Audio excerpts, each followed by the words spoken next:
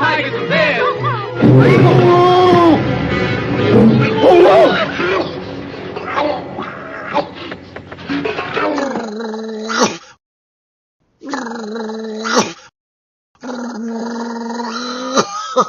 Hey, I'm talking here. I'm talking here. Put 'em up. Put 'em up.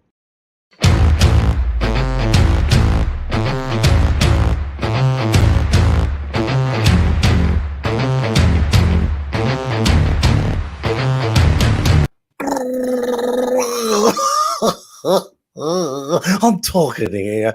Hey, folks, Steve Rizzo here, and welcome to Hey, I'm Talking Here. This is a very entertaining show about empowerment. It's a show that will not only take you to a better place in business, but in life. And in my view, that is the ultimate success. And this show is brought to you by Conversations with Bob and the Bob Project. Ooh, there it is. Cool. That's right, Eric. You got a copy of the book, didn't you? Yeah, I got a signed copy from you the other day. I've started reading it a little bit, and it's good. It's every bit as good as I thought it was going to be, right? I'll tell you one of the cool things that I'm kind of a little bit of a book nerd, right? Yeah. But like, how often I always take the cover off the book, right? Right. What is this? A gold leaf? What is this? Yeah, you know, that's yeah, I appreciate you saying that because we put a lot of extra effort into this hardcover book. Even the pages, if you notice, are different. They look a little bit archaic. It fits with the theme. I mean, just some of the it's just you can tell what's in the book is quality, but what the book is made of is quality. So yeah, good stuff. How are you? I'm doing great. Marion's on. Hi, Marion. How are you? So Dennis, my boy Dennis Barry is on. We got all sorts of people jumping in. Skinner. Hey, Steve. I'm here on YouTube with you. Love your show. Thank you, man. I love you. There's Theodore, Teddy, Theodore, Vivian Legal is on. How are you guys? Hey, I wanted to kick this off. I know we're talking today about believe it and achieve it, right? And and I love if you pick up your other book, Get Your Shift Together, you talk about Eddie Murphy in that book, right? Yeah. I want to dive right into this because I have not heard this story like live from you. I've heard it read in an Audible book, but I've not heard it live. So I really just want to push you to jump right into this. Can you talk about Eddie Murphy and how that leads into this? Yeah, we could do that. And as a matter of fact, maybe we can even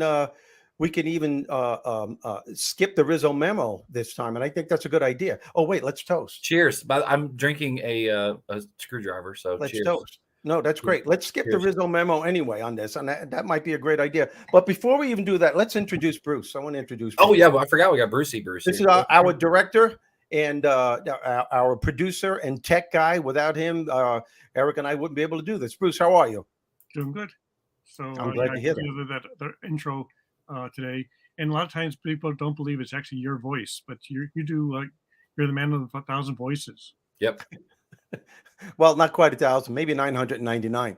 Yeah, and I think one of the voices you also do is Gilbert Gottfried. I understand that you're kind of friends. Sorry to hear about his passing. I so appreciate you saying that. Gilbert Gottfried was a comedian's comedian. I don't think there was anyone that didn't love him. He was so different, and out of all the comedians I've ever known, he really put himself on the line all the time. And he was brilliant, and he was a sweetheart of a guy. And I found out about his passing a few days ago when it just happened, and I was on my way to see my grandchildren, and it was pretty tough to handle. I have to admit, but I think what we're going to do, and we agreed on this at the end of the show, folks. Please stay on because I'm going to create a bit that I did at a radio studio on the John Boy and Billy show, and this was one of Gilbert Gottfried's favorite bit of mine. And he loved when I did this bit, and I'll even do his impression when we do this bit later on at the end of the show. But I appreciate you saying that. But right now, let's talk about the theme, which is believe it and achieve it. And you're right. I think the best way to start this off, Eric, is to talk about Eddie Murphy. Yeah. And I knew him quite well back in the day. I'm 13 years older than him, and Eddie Murphy started in the comedy business when he was just 17 years old. I think he was even younger than that. He wasn't even allowed to be in the clubs, but he was so good that they couldn't say you can't do it. Right. But the thing that impressed me about him more than anything else, now I was teaching full time at that time when I started to know him. This is in the very early 80s. And Eddie had this, I was doing comedy part-time, and Eddie had this persona about him, this incredible way about him that reeked with confidence on and off the stage. Was it borderline arrogance a little bit, or was it no just below that? No. And that's a great question, but no, and no one took it at that. Right. He just embraced who he was. And that's how you can tell. You could tell people who are really arrogant and people who would just say things as a matter of fact. And he was so determined to be what he wanted to be. His thought process, and as you people heard me say over and over again, your thoughts on a consistent basis will create the beliefs that you have about yourself and your surrounding world. Yeah. And he had this power of intention, and 100% of his life was on his craft. You know, he would go up on stage, and when he got off, he would ask the seasoned comedians, what do you think I can do to tweak this? If you have any notes, please watch my set. I appreciate your feedback. Mm-hmm. And everyone was willing to help him because, as I said, he had this confidence on stage. And the thing that blew me away more than anything, and that's when I realized that this guy had an impeccable belief about himself. We were performing at a club on a Saturday night at the East Side Comedy Club. There were 3 shows on a Saturday, and Eddie and I were co-headlining that particular. Imagine him, barely not even 18 years old, and he's co-headlining. Okay, with you. But I was just starting out too. So after the first show, we're in the green room. It's me, Eddie, and another comedian named Frankie, and we're talking about what we want to do with our lives. At some point, well, where are we going? Mm-hmm. And Frankie starts and he goes, well, hopefully, maybe if I'm lucky, I'll quit my full-time job and maybe I could, if I'm lucky enough, I'll be able to do stand-up full-time and I can support my family with that money. And he's going on and on. He was pretty awkward. He didn't have anything set. Then it was my turn. Mm-hmm. And Eddie goes, Steve, what about you? And I said, man, I'm, as you know, I'm teaching now, and eventually I will quit. I don't know when, but I'm going to do stand-up. And then I started with the hopefully maybe I'll be able to headline and maybe I'll get into my own sitcom. Mm-hmm. And Eddie's listening, and I asked him, I said, Eddie, what about you? Eric, I swear, he stands up, his chest comes out, and he goes, Steve, Frankie, I'm going to be to comedy what the Beatles are to music. The key words, going to be. And as what you were alluding to earlier, he didn't say it with conceit. He wasn't bragging. He said it as a matter of fact, as if he saw his life unfolding in front of him. He was looking at a crystal ball and he saw everything. Yeah. He kept him, and he told me he would imagine himself every day. He would imagine what his life was going to be, not maybe what it was going to be, what it was going to be. Yeah. And it wasn't his ego. It wasn't anything else. It was, I am going to be. And you know what? When he catapulted and 18 years old and Saturday Night Live picked him up, let's hold back the comments right now for a minute, Bruce. So I don't want to ignore anyone, but he had this way about him that he just knew it was going to happen. Yeah. He even told us once after a show that he was going to do a movie with Robert De Niro. And he did. He did that movie Showtime. Yeah. You know what I'm saying? Yeah. And a lot of people, what amazes me is that a lot of comedians said, well, of course he made it. Eddie Murphy was lucky. He had the talent and he was in the right place at the right time. I don't believe in that bullshit. I don't believe in luck. Eric, I believe, and I know you do too, we make our own luck. Yeah. And our luck is created by what we believe and how we believe in ourselves. And again, I know this sounds repetitious, but your beliefs are created over a period of time through a consistent way of thinking. Your thoughts create your beliefs, and your beliefs create the labels you wear throughout your life. And those labels write the story of your life. Yeah. Eddie Murphy was writing, since I could remember, the story of his life. He would tell me when he was in his early teens, he would look into a mirror and pretend there was an audience and he would get standing ovations. He visualized himself doing this. Yeah. So he wasn't lucky. He made his own luck. And my point is, and this is why, Eric, you and I do what we do. We all have the power to create our own empowering belief system. Yeah. Regardless of what was instilled in you as a child, whether your parents or your teachers or your religious groups instilled negative beliefs in you, you have the power to turn that around. Yeah. And it's how you think of yourself. And what I learned, one of the things that held me back from being successful as a comedian is that everyone in my inner circle was telling me that I was going to be the next one. And I'm serious. I'm talking about big name comedians now that are famous, but I didn't believe it. Right. Now, right. Everyone in the world can believe in you, but if you don't believe in yourself, Doesn't you're not happen. going anywhere. Yeah. That's the law of attraction. That's God's greatest creation, is the law of attraction. What you think and what you believe is what you're going to get. If you don't think you're good enough, you never will be. If you don't think you're worthy enough, you never will be. But if you think you're going to make it and you're going to make it big, you have an incredible chance that you're going to make it. You could prove it. There are people out there who are incredibly famous that don't have that much talent at all. Right. Talent does not make a person. It's what you believe in is what makes the person. If your belief is more powerful than your talent, you have a damn good chance of becoming what you want to become. Can I talk now? No. Amen to that. I just man. No, that's good stuff. I said to you, before when we talked about kind of the premise of this show tonight was, I've been saying for a long time, I hate fake it till you make it. Be it until you see it. And that's kind of Eddie Murphy. He saw it. One of the things about this subject I find very intriguing and interesting is Eddie Murphy at that age is 18 or 17 or whatever it is, right? And at that age, at 17, 18, we're kind of young and naive to what we think we can do in the world. Yeah. If we have a little conviction with it, there's no telling how far we can go, right? But then I don't know when we change and when we stop, but we stop believing, we stop dreaming. We stop, I went to pick my daughters up today, and as I was thinking about this show, and I'm driving down the highway, and I'm wondering how many people that are adults my age are going, I wish this would have happened. I wish I could have that. I wish that, and we stop, we wish, which, and like hope, hope isn't a freaking plan. One of the things I have a friend, Marie, and I don't know if she's watching this or not, but she'll message me sometimes in the morning. I know you're going to have a good day. It's not, I hope you have a good day. I know you're going to have a good day. Yes. We do that back and forth because I know is far more powerful than I hope. Hope isn't a plan. It never works out. And so, like I said, we at some point we stop dreaming and having aspirations. I've shared this before. You know what? Where did my card go here?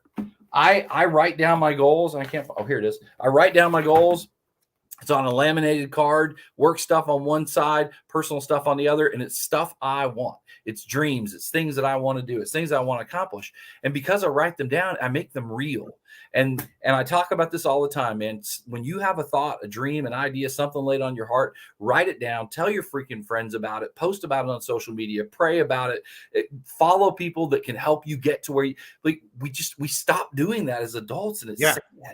Well, you're hitting on the key words. Tell everyone about it, because when you do that, you're already manifesting what you desire. Yep. That seed possibility has been planted. Yep. And when that seed possibility is planted, the manifestation process is moving along with your thought process, with your belief process. And you alluded to something earlier too. 3 words that everyone has to be careful about: hopefully, maybe, and possibly. Those words, sometimes they're appropriate, but a lot of times, if you're going for a job interview and you're walking out of your house and someone says to you, you're going to nail it today, and you walk out saying, I hope so, right then and there, that's a seed of negativity. Yeah. That means you're saying that there's a chance you're not going to do well on that interview. Yeah. And that's not good. You don't want to go in that interview with that. You're going to say, yeah, I'm going to nail it. You may not get the job, but if you do the best you can, that's all you can ask for at that particular time. Well, to that point, I think if you have not an attitude, but if you have the right attitude of walking in, I got this, it makes a huge difference. I'm in sales, right? There's a difference between selling when you have to have it versus selling because you want it. Yep. Just the attitude, the charisma, the way you carry yourself, it's not cockiness and arrogance. It's just a step below that, but it's the same thing with the law of attraction, right? It's I want this.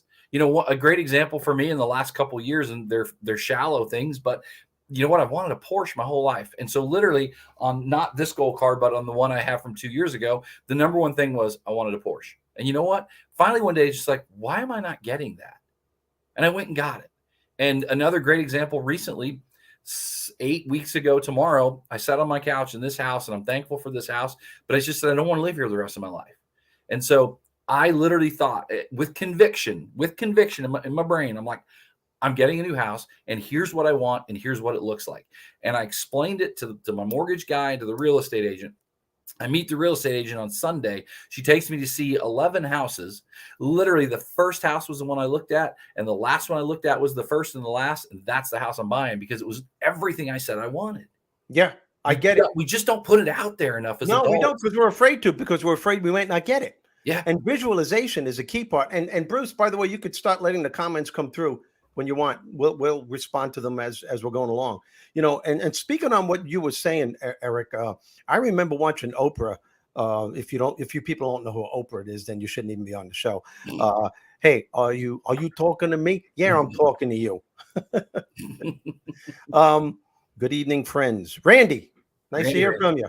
Randall, good evening, gents. He called us gents. That's pretty cool. He doesn't know us. That's good. But anyway, I was watching Oprah many years ago, and Jim Carrey was on, and this is perfect for what we're talking about.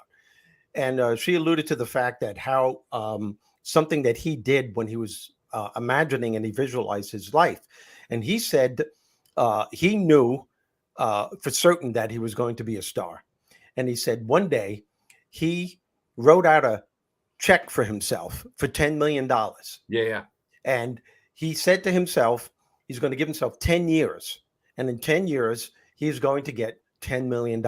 He folded the check up, forgot he even had it, put it in his wallet, and kept it there for 10 years. And it was almost, this was on Thanksgiving Day that he did that. 10 years later, folks, this is the true story. 10 years later, on Thanksgiving Day, he received a notice from his manager that he was going to receive $10 million for the movie Dumb and Dumber. Yeah. And he realized what he did 10 years ago, and he went into his wallet, he pulled it out, and there was that check. Yeah. And the check, the sum of $10 million. And that's what happened. Yeah. But he believed it. Every day he would drive up to did I say it right? Mulholland Drive. And he would sit there for an hour and meditate and visualize, not just pray about it. And when he prayed knowing that when he walked away from the prayer, he knew that prayer was going to be answered. Yeah. And that's what some people do when it comes to prayer. Your mindset during prayer is crucial. It's the mindset you have before you're praying, while you're praying, and after you're praying. You have to believe without a doubt that when you pray, it's going to happen. It may not happen in the time that you want. And that's where people fail, because it takes 2 weeks, 3 weeks later, they're going, oh, I knew this shit wasn't going to happen. My prayers are never answered. You just squashed the seed possibility for that prayer being answered because of your negative inertia, your way of thinking. Yeah. It's all on how you think and what you believe. I posted on Facebook one day last week. I posted what you think about, you bring about, right? And which is law of attraction stuff. I mean, what you think about it comes to you, good and bad, right? Yeah. And so, of course, there's always that one friend, Kenny Ward. I love Kenny, but Kenny commented and said, well, I want to win the lottery, being a smart ass, because, you know, he can't wrap his head around the whole law of attraction and how that really works. He's the person, well, I want $1 million. Okay, well, how are you going to get that? What's the processes to get? It's not just, hey, universe or God or Bob, give me $1 million. It's, I want $1 million, and here's how I'm going to get there. And so he said, well, I want to win the lottery. And I commented, well, start buying tickets. That's the only way you're going to win the lottery, if you buy a lot of tickets. So, but it is about like, you've got to visualize in your head winning. Hi, Elaine. Elaine's a friend of mine. I know her. She actually has a great story. It's probably too long to put on here, but she's a great story about her parents or grandparents about it. But anyway, thank you, Elaine. We've got to be better about literally thinking about what we want and going for it. And there's Melanie Wilson. Melanie's a friend of mine. She's awesome. But put Marion, that was so right. Marion, thank God in advance. Absolutely. Before you start praying, say thank you for answering my prayer. It may not even be the answer that you want, You know, it depends on what you're praying for, but that's Yep. perfect, Marion. You're right, 100%. Yep. Yeah. Yeah. That's kind of one of those. That's some Bible wisdom right there. Thank God in advance for what you know. Be thankful in advance for what you know God's already going to bless you. Jesus did that. Jesus always did that with the lepers, with the blind people. Yep. He would always. It's not that he didn't notice that the person was blind or the person had leprosy. He knew that. He didn't have blinders on. He just saw the authentic person, their true self, what they're supposed to be like, and he didn't let that negativity, that blindness, that leprosy interfere with the whole of the person. That's why he was able to cure them. And as Jesus said, we can do what he does and even more. Although I tried, I know it hasn't happened. That's because I'm still negative in a lot of ways. Speaking of vision, you know, I have a fake eye, and I had a friend of mine that made a comment a couple years back about. He said, I'm pretty sure that's God's way of smiting you for something awful you've done in your life that you only have half your vision. I'm like, you're a jerk. God doesn't punish. We punish ourselves. And that's in my book. Bob tells Bernie, we don't punish people because Bob tells Bernie, I don't punish people. You punish yourself by your own way of thinking. Yeah. You live in your own hell. You create your own hell. By the way, I told you before the show started, my sister is here watching the girls, right? And she just commented, she said, Robin Fisher, throw that comment up, Bruce, be grateful for what you have and work hard for what you want. And she's here right now in my house. I had a conversation last week with my son. We were talking about just like, what's the basis for life? And I said to him, I think it's to be really thankful for the basic stuff in your life that we probably take for granted, because I think God blesses you. When you're thankful for just the small stuff, God blesses you with more. And I think there's two. I think there's that, and the step above that, I've realized I've gotten older, and that's why I love to have these conversations with him, is I think life is all about action, like in prayer and action, right? If things are good, take action and go do something. When things are bad, take action and go do something. When it's pouring down rain and your life sucks, take action. When it's rainbows and Skittles and unicorns, take action. The worst thing we can do sometimes is when things are bad is paralyze ourselves to the couch and not do anything about it. And then one of the other things that's bad in life is when things are really good, we take our foot off the accelerator. Yep. And we just tend to coast. And I had an old buddy that he used to say, comfort creates discomfort.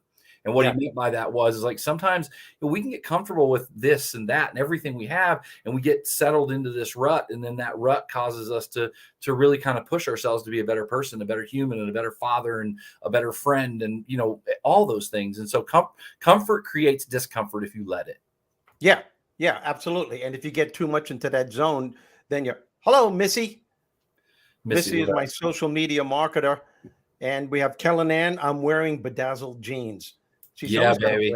I'm not wearing pants at all. By the way, my friend Lisa is on. Hi, Lisa. How are you? She's here. She's up in Grove, Oklahoma. Wonderful person. Look at her. Thanks for joining us, Lisa. School teacher. Love it. Love it. Love it.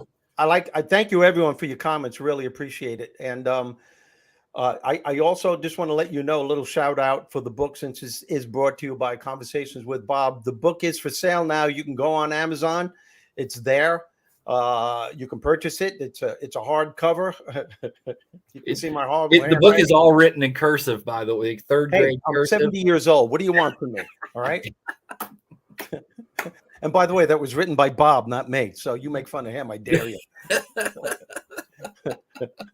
But it is available, folks. All you got to do is this. As a matter of fact, if you folks go to the Bob website, Bruce, did I give you that? Do we have that?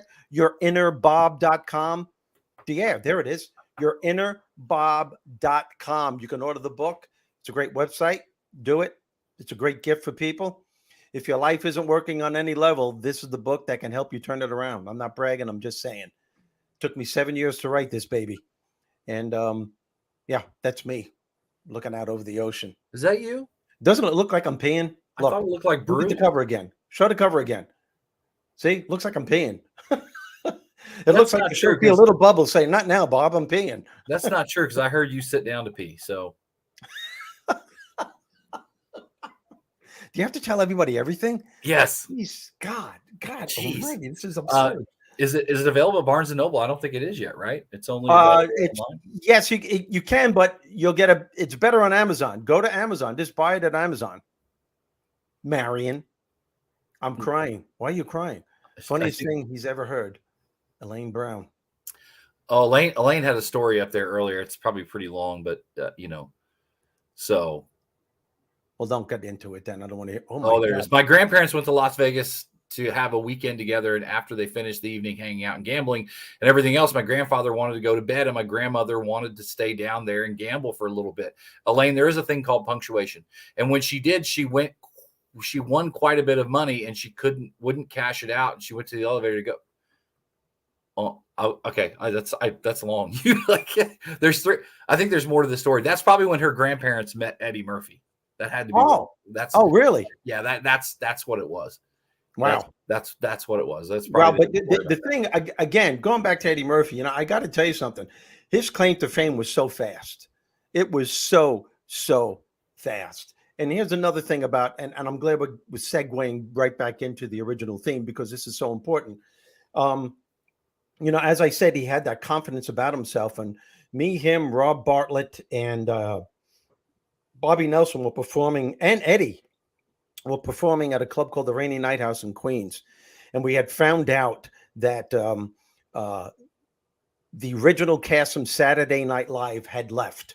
That was Dan Aykroyd and all those guys, and Bill Murray and Chevy Chase and all them. So the new cast was there, and they already had a season, and they bombed. They weren't doing well at all. So what they needed was another black guy.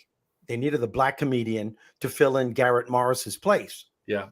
And the guy that they chose, I'm not going to mention his name, they found out 3 weeks before they were going to shoot the first series. They found out that he couldn't read or write. Oh. So they needed another black comedian. So there was a calling for a black comedian. And Eddie Murphy found out that there was going to be an audition. We told him there's an audition at the comic strip in New York City. You got to go and audition. And he said, but the owners, Rich Tinkin and Bob Wax, don't care for me, and they don't want. I shouldn't have even mentioned their names, but it's too late now. Too late now, dude. They don't want me. They don't want me to perform in their club. And they said, why? And he goes, I don't know. They just won't. And I said, Eddie. We said, they can't tell you not to audition for Saturday Night Live. You have that right. So he went down there. This is how the story goes from what I heard, and I know it's true. He walked in with a couple of other comedians. That night, after the Rainy Night House, he went into the comic strip, and they said, we don't want you in the club. What are you doing here? And he goes, I'm here to audition for Saturday Night Live, and you can't stop me. Yeah. So just as he was arguing with them, the powers that be from Saturday Night Live went up to Eddie. They looked at him. They said, who are you? He jumped in front of the two owners and said, my name is Eddie Murphy. I want to audition for Saturday Night Live, and I think I'm the guy that you want. Nice. So from what I heard, he went on stage. He did 1 minute and 30 seconds and they heard the powers that be from Saturday Night Live say, we've got him. We've got our next black comedian for Saturday Night Live. And a star was born. And as you know, he tore that place apart with his characters. Yeah. He immediately became a star. It was that fast. Power of intention, the belief he had in himself, the courage he had for going to a club where the owners said they didn't want him there, but he did it anyway. Yeah. That's a belief. Yeah. That's power. That's the law of attraction. For those of you that saying he was lucky, no, he made his own luck. It helped that he was probably pretty naturally funny too. Oh, yeah, absolutely. He was hysterical. Yeah, he was hysterical. But it was how many people that I knew were hysterical that didn't get as far as he did. But there was something about him that was unwavering. It was unbelievable, and that's what he did. I did, I said, Kellen here. Speaking of visualization, the best basketball coach that I hired for my daughter was a coach for her mind. He actually had her visualize making the basket, blocking the shot, making the free throws. The most impactful coach she's ever had. That's a great point, Kellen. Thank you. And as a matter of fact, you talk to a lot of sport figures, some of the big stars. How is it that you can catch so many touchdown passes? How could you throw it? Hockey players. They all tell everyone, they say they visualize. They actually see themselves scoring. They actually see themselves catching incredible passes. They see it. Yeah. And when you Wayne Gretzky was that way. Wayne Gretzky talked about how he could visualize where the puck was going to be two passes later. Yes. He anticipated. Yes. As a matter of fact, the question was asked him by a reporter. How do you do this? He goes, well, most players are trying to figure out, to try to get to where the puck is. My dad taught me to go to where I think the puck is going to be. Yeah. You know, and he did it. Visualization. There you go. For you came back to the Eddie Murphy thing, and I want to come back to just the one thing. I don't understand when as adults we stop, when we have this young, I can conquer the world, and then we stop that, and we stop dreaming, and we stop, we start wishing instead of dreaming and writing it down and making goals out of what we want. We just get into this rut, and that if anybody takes anything from this today, from me, it's like, start thinking about what do you really want, and write it down and go for it. Even, I have an old friend, Stephen Kale, and we joke about this. We went to Buffalo Wild Wings like 7-8 years ago, and he just broke up with his girlfriend. And I said, what do you want in a girl? And he still has the napkin. He wrote down all the things that he wanted in a woman. And I had lunch with him 3 or 4 weeks ago. He said, I still have that. And that's literally my fiance, is that person that was written on this napkin. Yeah. Yeah. And the thing that holds people back too, Eric, is they try a few times and they get rejected, and rejection turns to fear. Yeah. And then fear controls your life. Yeah. And some of these people, most people have an incredible amount of talent. Not everybody makes it as fast as Eddie Murphy. There are some people that rejection after rejection after rejection. As a matter of fact, I know the creators of Chicken Soup for the Soul. Yeah. Mark Victor Hansen and yeah, I know him. You know him really well. But here's the thing: the story is with these guys is that they presented that book 149 times to different publishers. Yeah. Now, every publishing company, especially back then, had many different editors and decision makers. It was HarperCollins, it was McGraw-Hill. They sent Penguin Publishing, and they would send submission after submission, and got 149 rejections. 149. That's amazing. And every time they got the rejection, they said, we're getting closer to the goal. Yeah. This is another one that we're getting closer to the one yes that we need. They posted them all up on the wall, and finally they did it themselves. It became such a huge hit, and all of the publishers wrote them and said, how come you never came to us with the book? And they sent the rejection letters back and said, well, we did. This is what you said. Yeah. It was perseverance. Chicken Soup for the Soul is one of the most sold books ever. It's probably more until this book, until that book. But it's sold almost as much as the Bible, and the number one selling book is Harry Potter. There you go. When I met my wife for the first time, I told my best friend I was going to marry my wife someday. 7 years later, we were married. I prayed about it often. There you go. Biggest mistake. And you prayed believing it was going to happen. Biggest mistake of her life, right, Ted? Just kidding. Did you have to shoot him down like that? I love Seriously? Ted. Tim Lord said loves my hat. A little self promotion here. Tim and I do this show, The Penalty Box Live, which is we starting up season 2 in a couple of weeks. It's a Wednesday during the day. Not to try and take away from this at all, but it's totally different. We talk sales, sports, and marketing Wednesdays, and it's a lot of fun. We have great guests, and Tim is awesome. Marion said, "For me, I stopped because I believe." I saw this comment. For me, I stopped because I believed the negative comments and lost my way. And I got to tell you, stop listening to people. I know Marion quite well. I've known her for a great part of my life, and she's gone through some stuff. But I'll tell you what, she's smarter than what most people think. She's very smart. Yeah. And she's one of my favorite people, actually. And I haven't seen her in I don't know how many years, and I can honestly say that. More of a favorite than me? But, well, yeah. I know we could probably keep talking about this subject for hours. But as I told you, I got to be out of here by 6:45. So I'm going to let you continue to talk if you want, or if you want to go to the Falkland Islands skit. That Why do you have to be out here at 7:45? Because my sister's here and she has to leave. Well, what about my needs? This is a show. I know, right? I know. It's live. So you just got to hold on and chill out. Just okay? It's just the way it still goes on. No, we'll be out of here. We'll be out of here by then. Don't. I know, but I do have a question for you, because I like to hit you with a question every week. Okay. So, sausage links or patties? Oh, Jesus. What? Which one do you like? Sausage links or patties? If you had to pick one, which one are you going to pick? Links. Oh, okay. All right. That Because was said it's with not a sausage. conviction. It's a patty. Okay. It's not a sausage if it's a patty. Apparently, it is. Okay. So personally, I don't care for either, but if I had to, it's got to be sausage. We know. But why would you ask that question? We know you like sausage.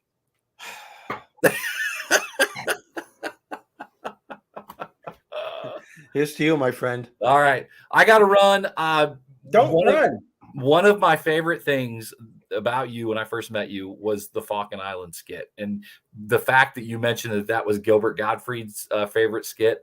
Yeah, everyone needs to listen. I bet I listen to it 3 or 4 times a week. It is just okay. Gold. I will play it. And let me give the little intro to it. And if you have to go, I'm going to jump off. And you jump off, and I'll introduce the thing, and everyone say goodbye. And we'll do it next time. So let me introduce this. Eric, I love you, man. He's a great co-host. He really is. So Gilbert Gottfried, one of his favorite bits of mine, and he flipped out over this when he heard it for the first time. And the first time I really did this bit, I always had it in my mind. I never thought I would do it. And I did it the first time on a radio show called the John Boy and Billy Show. And the premise is John Boy and Billy are asking me where I'm from. And I said, I'm from Brooklyn, New York. And then I continue from there. So do me a favor, folks, hang on to this and let's listen to the Falkland Islands. And this is in honor of Gilbert Gottfried. He'll always be with me in my heart and in my soul. I love him. And let's play this. And we're going to. People say people. Go ahead. People say people from Brooklyn curse a lot, but they don't mean to. Certain words are adjectives to them. Like when I was going to college, I was in a history class with a friend of mine who was from Brooklyn, and a professor was talking about when Argentina attacked the Falkland Islands. So this guy's going, yo, professor, what Falkland Islands you talking about? So the professor's like, I don't think you understand. He's going, hey, no, you don't understand. I ask you a question. I got to know what Falkland Islands you're talking about. There's Falkland Islands all over the place. What am I supposed to put on a test for crying out loud? So the professor's like, look, there's only one Falkland Island. He's like, hey, moron. Hey, read my lips, all right? There's Falkland Islands all over the world. Look at the map. Look at it. See those little pieces of dirt floating around in the water? Do you know what they are? They're Falkland Islands. You got the Hawaiian Falkland Islands, the Bermuda Falkland Islands, the Caribbean Falkland Islands, and somewhere on there, you got Gilligan Falkland Island.